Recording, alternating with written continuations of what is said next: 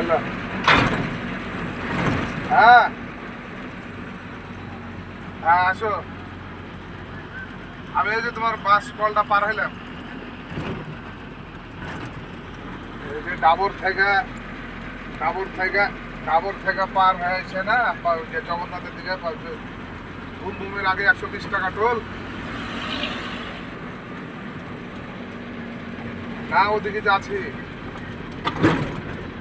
খালি খালি চলে যাচ্ছি আমি।